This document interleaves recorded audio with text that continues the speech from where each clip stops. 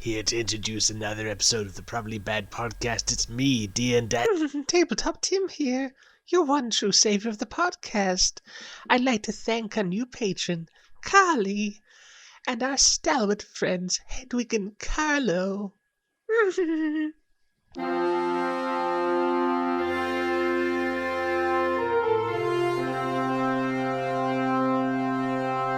Hello and welcome to the Probably Bad podcast, a podcast which is definitely bad. I'm Pencil. On paper, today's Probably Bad RPG idea is: a great disaster has been unleashed upon the land. Your PCs are the committee formed to find someone to deal with it. As someone that does a lot of unnecessary world building, I like the idea of doing this sort of plot just to force my players to explore. Yeah, I feel like there's a lot of political satire you could do here. But Surely we're not going talking about our own government. There is a global pandemic and you're the committee formed to deal with it. But yeah, I think I should clarify, this post is not satire about... this idea is not COVID satire. It's a post from 2017. It's prescient satire.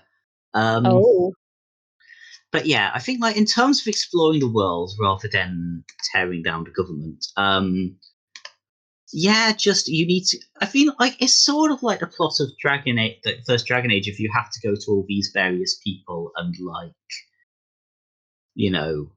tell them to help you or ask them to help you. Mm-hmm. Like, if you made it a more political thing, you could make it a genuinely good game. I feel, which I feel is you get to take down the government. Yeah. Because who says that the great disaster unleashed upon the land isn't a terrible head of state? Yeah, you need to just take down Boris Johnson and unleash a committee to deal with that. So we're, I think, 3 minutes in and we're already discussing overthrowing the government. I mean, the thing is, Boris Johnson isn't our head of state. The Queen is. I mean, technically. I feel like she'd be a lot easier to take down. Rip Prince Philip. We are, of course, extremely sad about the death of the nation's favourite reanimated corpse. Definitely not responsible. So this is a very politically started session. Look, it's not my fault he deanimated. But yes, I also like the idea of, because the PCs are a committee, you've got a very easy way of bringing your party together. It's like, well, someone decided you guys were the ones in charge, so go deal with that. And that's as much world building as you need. It's like, oh, well, maybe one of you is friends with the president. Yeah, and it sort of explains if there's no family bonding, not family bonding. What the fuck word am I trying to think of? Found family. If there's no found family or family bondage, as it's now called, then you just need that can be explained because they all hate each other because they're all part of the same committee. So it all works out. No one likes each other. Everyone fucks up the mission. Yeah, it's perfect. This may be the perfect campaign idea. Yeah. Because your characters don't have to like each other or even work together that much because they can go and find different people to deal with it. Yeah. Form subcommittees, which is just democracy for splitting the party. What it is that when you level up, you then start a new smaller RPG where you're the GM and you're GMing the subcommittee, and your previous player is the quest-giving NPC. And then they set up their own smaller ones. You're describing a D&D pyramid scheme. I am, and if you send some money to Probably Bad RPG Ideas for each new person you get in these smaller RPG campaigns, then we'll all be rich. It's perfect. I think okay, so we got to the point of just straight up trying to scam our listeners. I'm gonna have to check the previous episode titles because I'm pretty sure the pyramid schemes have come up before. I mean, they've probably been mentioned. Okay, it's a different pyramid scheme.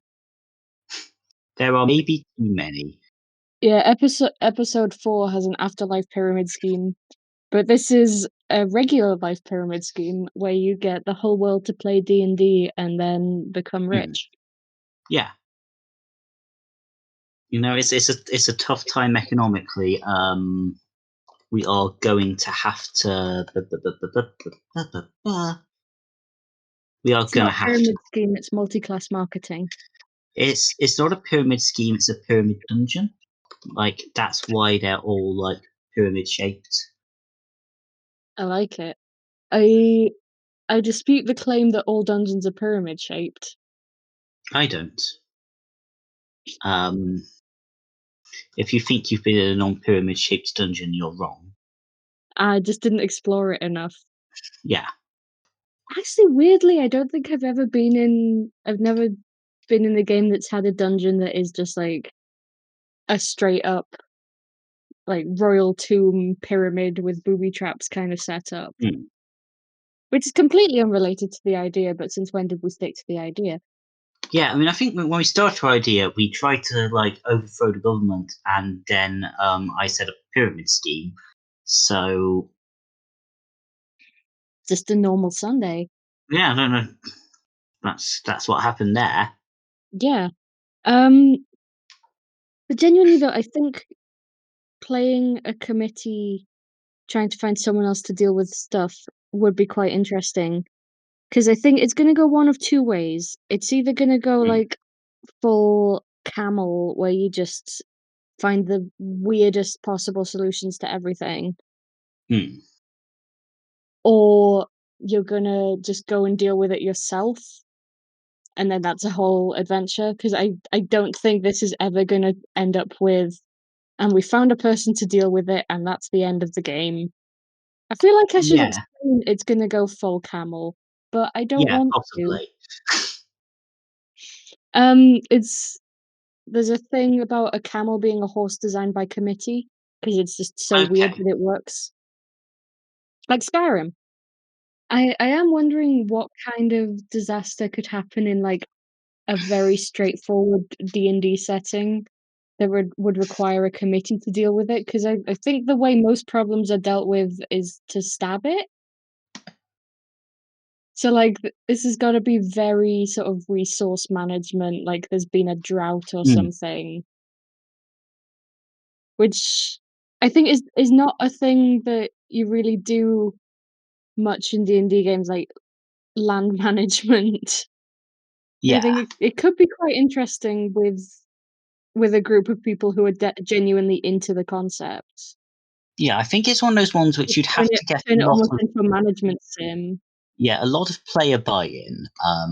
Who wants to do managing droughts, but Yeah, I just like I guess like you said, it would be a lot of player buy-in, but it would I don't know. I just the idea of using a system that's designed largely for murder hobos as hmm, a management sim intrigues me. yeah. Like I mean, like originally when not when Sims, what the fuck am I talking about? Originally when D&D was a thing, there was an there was a resource management bit that was meant to happen at the end. You're meant to go to from exploring dungeons to starting your own dungeons. Oh yeah, So you like could also in the 5e DMG, there's things about like establishing a keep and having hmm, servants and all that stuff. But I feel like it's not the primary goal. yeah. Yeah, I think like maybe we need to make it the primary goal. And I'm wondering what RPG system would be the best for a management sim. Roll for shoes. I mean, actually, possibly. Yeah. Like I mean it's good for distributing shoes if nothing else. Have you considered drama system? No. Mostly in the sense of I don't really know very much about it. So feel free to go on a monologue.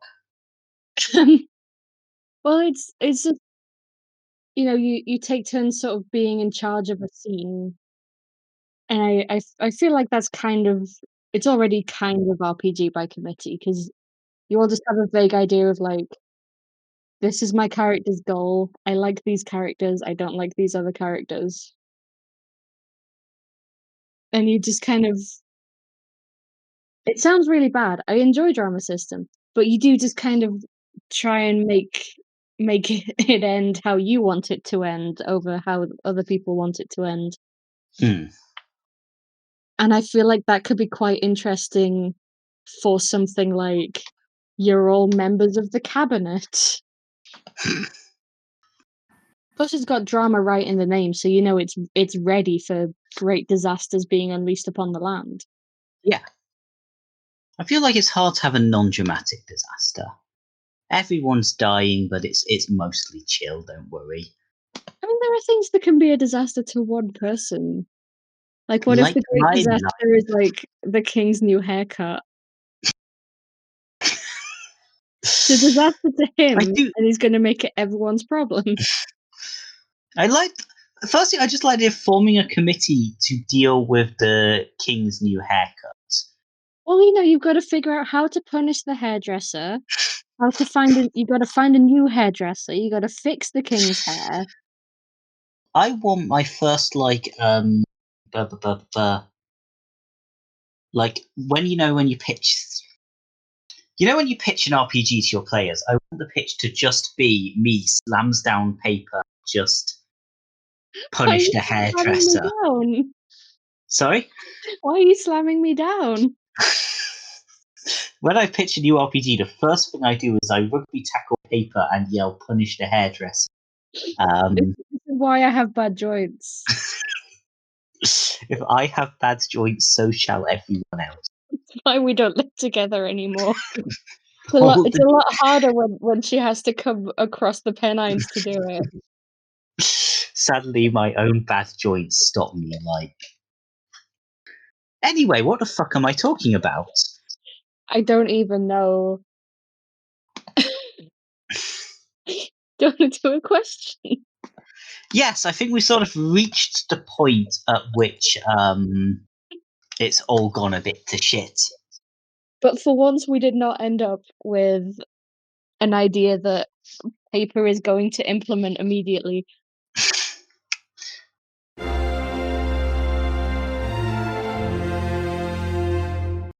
Okay, this is from Blatella.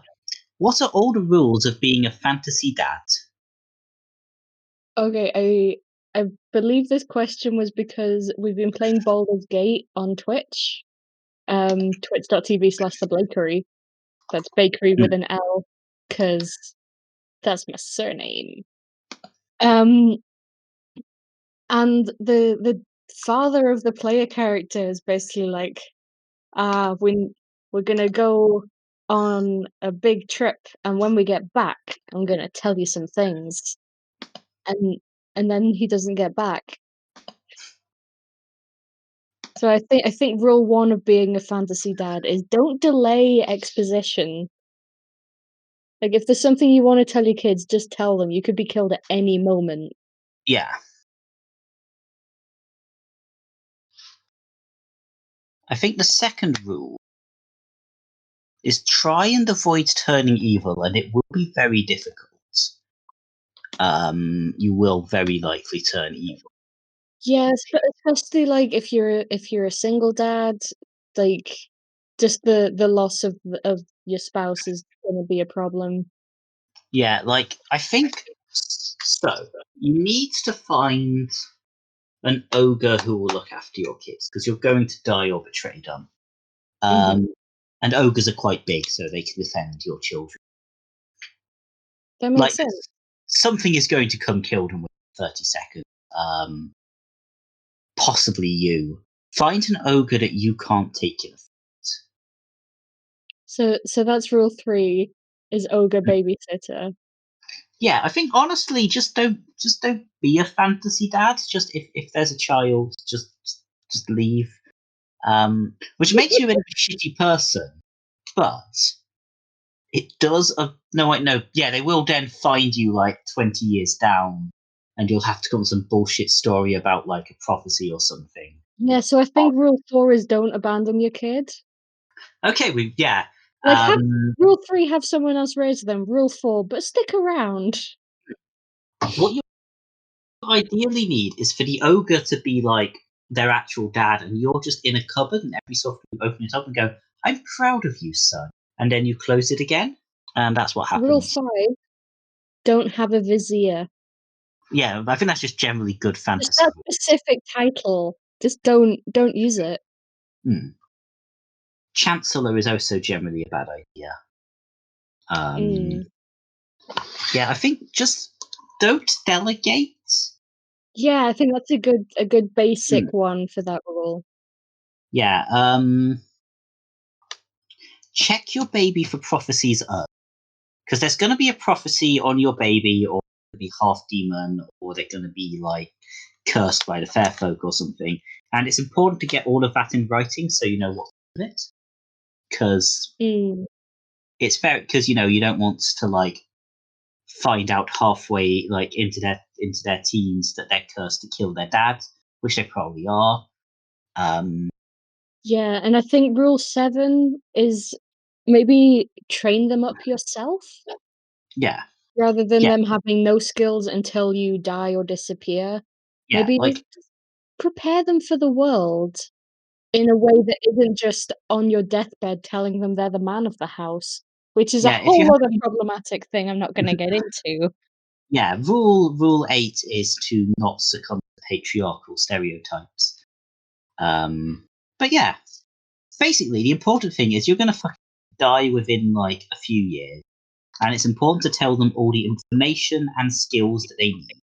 And don't do it in the form of like cryptic prophecies like the path to your future lies under the lion's eye. Do it in the sense of I've buried some important treasure under that statue of a lion. Dig it up when it's looking. Maybe write it down as well. Yeah, like share it with your wife, who rarely has any role in these stories. Well, she's normally dead. That doesn't stop it in a fantasy world. Bring her back. Resurrection magic is like all Teach over your the fucking. child speak with dead. Yeah, like stop whining about it. There's ghosts. There's speak with dead. There's resurrection magic. Just go sort it out. Go sort out your life. See, Pencil, I think you may have broken one of the rules there. Because you're saying become a necromancer, which I think is a violation. No, you're good, Nick. Okay, what I've done here. Necromancer. What I've done here is created a villain backstory for the dad. It's really hard to avoid succumbing to evil in fantasy. Like, I mean, also just in life. Yeah, I wish I was a necromancer IRL. So that answered nothing, and yeah, basically. But it did give me a merch idea. Yeah, don't be evil. Tell your children everything. Hire an ogre and play basketball. Yeah.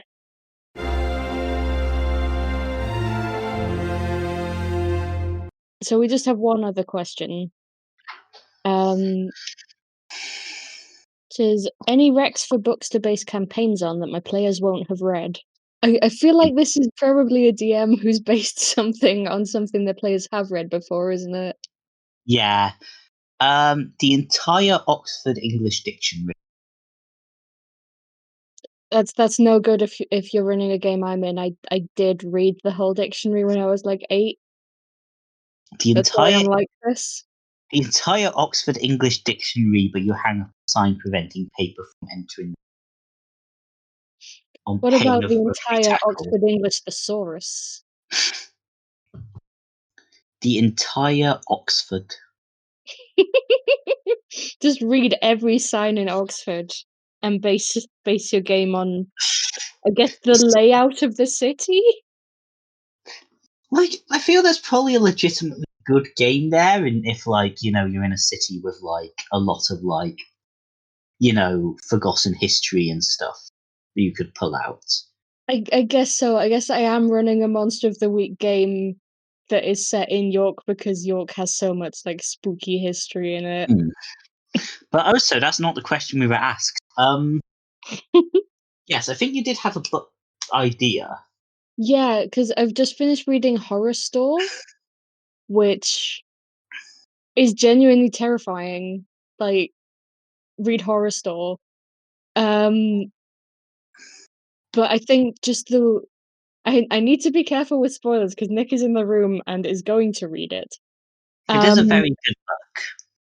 yeah, but it's just because it starts off in this very mundane place and then shit gets wild very gradually and in ways that like you kind of think you know where it's going and then it isn't.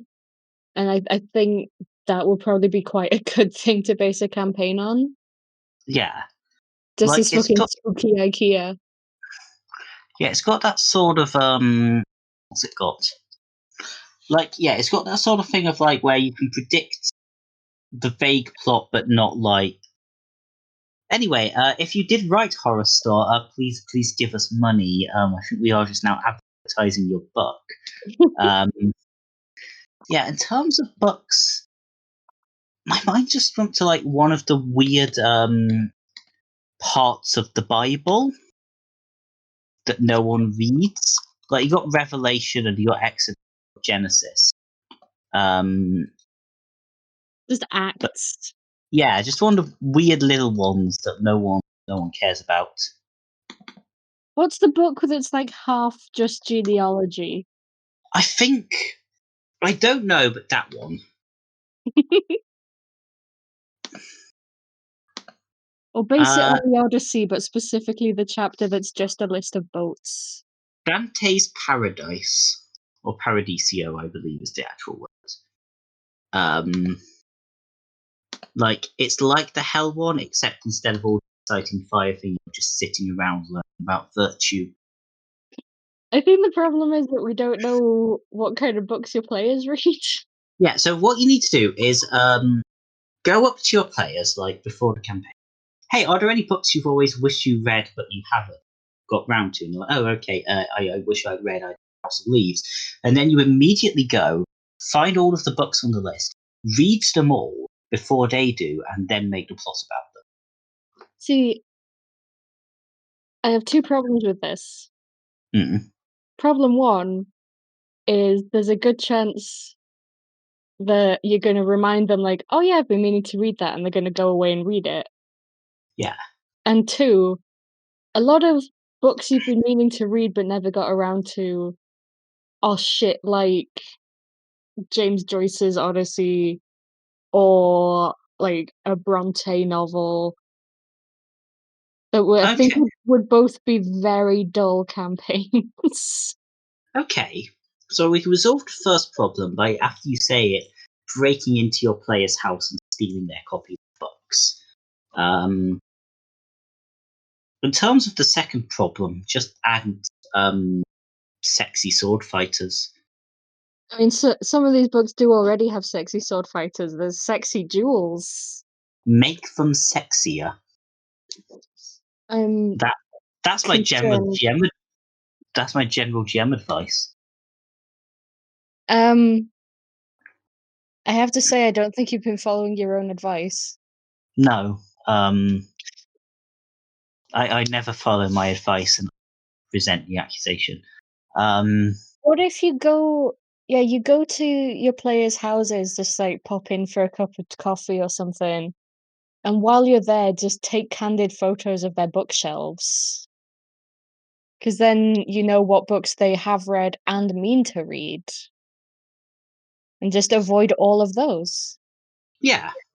And if your players ask what you're doing, you're like, oh, you know, I sometimes I forget what bookshelves look like when I'm describing them in game, so I need some reference images.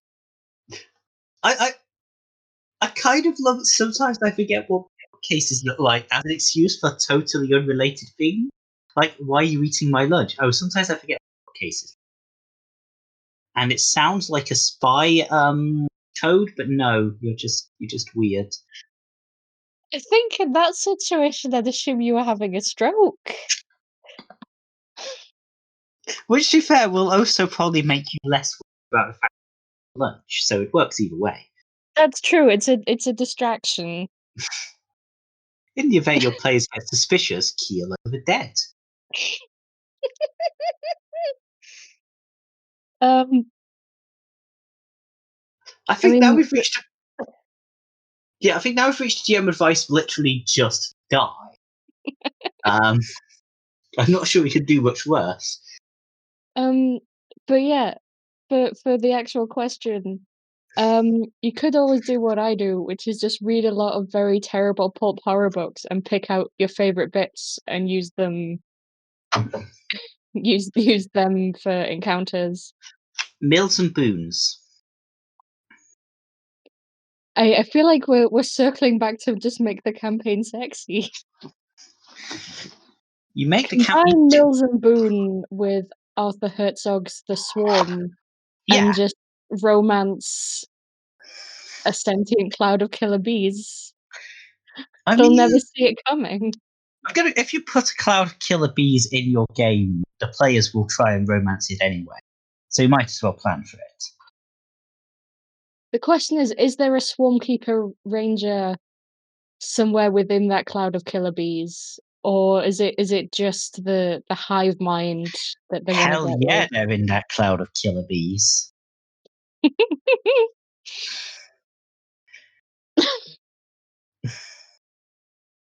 You get to be in a polycule with this one ranger and their thousands of bees.